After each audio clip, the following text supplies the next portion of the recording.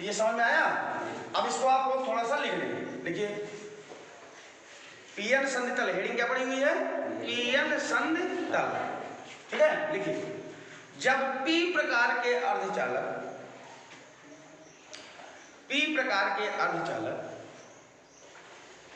तथा एन प्रकार के अर्धचालक पी प्रकार के अर्धचालक तथा एन प्रकार के अर्धचालक को इस प्रकार जोड़ते हैं कि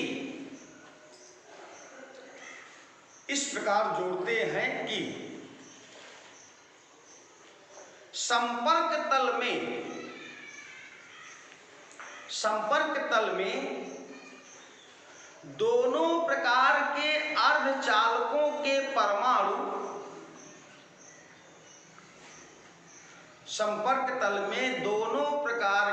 अर्धचालकों के परमाणु आपस में जुड़ जाएं। दोनों प्रकार के अर्धचालकों के परमाणु आपस में जुड़ जाएं, अर्थात कोई वायु अंतराल ना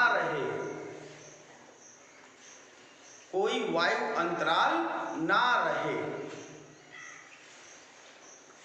तब उस संपर्क तल को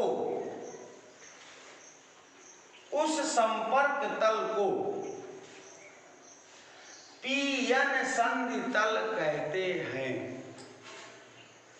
उस संपर्क तल को पीएन संधि तल कहते हैं। हो गया बेटा? बोलिए।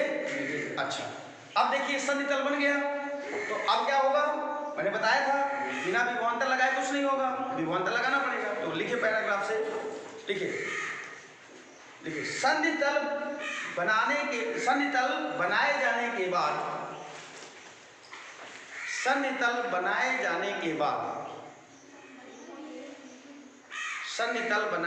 के बाद क्या होता है? पी क्षेत्र के होल एन क्षेत्र की ओर, पी क्षेत्र के होल एन क्षेत्र की ओर तथा एन क्षेत्र के इलेक्ट्रॉन पी क्षेत्र की ओर गति करने लगते हैं। पी क्षेत्र के होल एन क्षेत्र की ओर तथा एन क्षेत्र के इलेक्ट्रॉन पी क्षेत्र की ओर गति करने लगते हैं। ठीक है? तब लगभग 98% इलेक्ट्रॉन होल,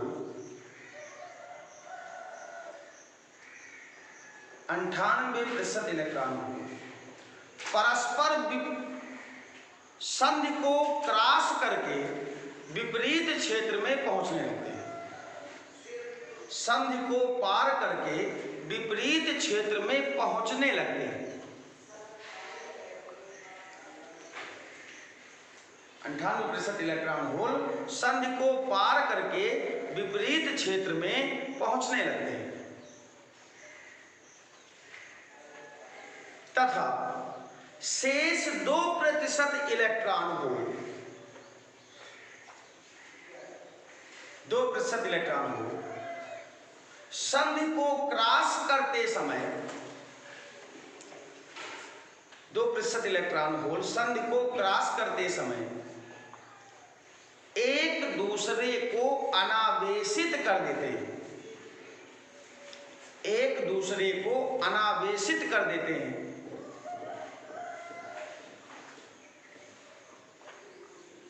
एक दूसरे को अनावेशित कर देते हैं और उनका अवशेष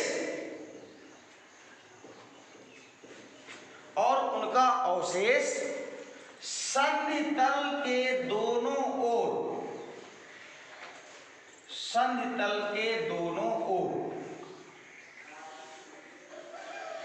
पतली परत के रूप में, संधि तल के दोनों ओर पतली परत के रूप में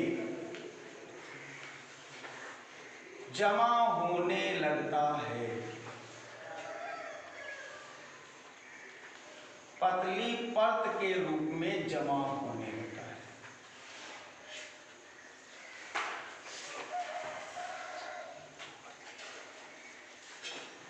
किसके रूप में बेटा?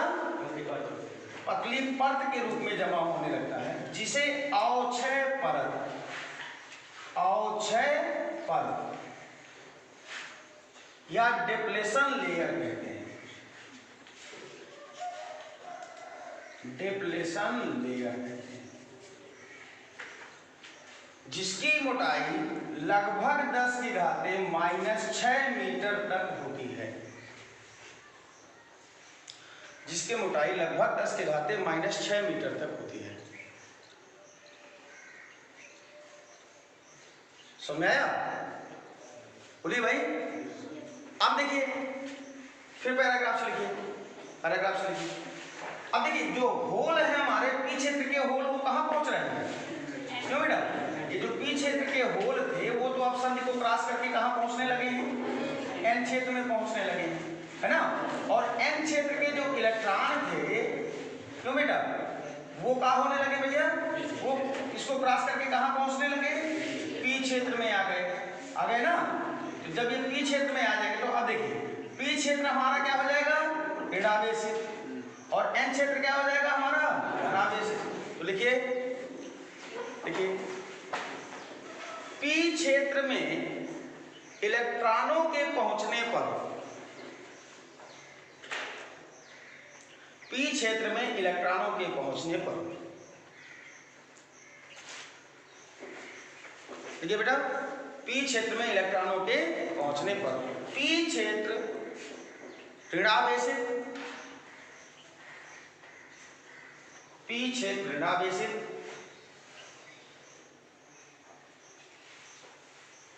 तथा एन क्षेत्रों में होलों के पहुंचने पर, एन क्षेत्रों के होलों में पहुंचने पर, नहीं, एन क्षेत्र के होलों, एन क्षेत्र में होलों को पहुंचने पर, एन क्षेत्र में होलों के पहुंचने पर, ठीक है, एन क्षेत्र में धनावेश उत्पन्न होता है। एन क्षेत्र में होलों के पहुंचने पर एन क्षेत्र में धनावेश उत्पन्न होता है।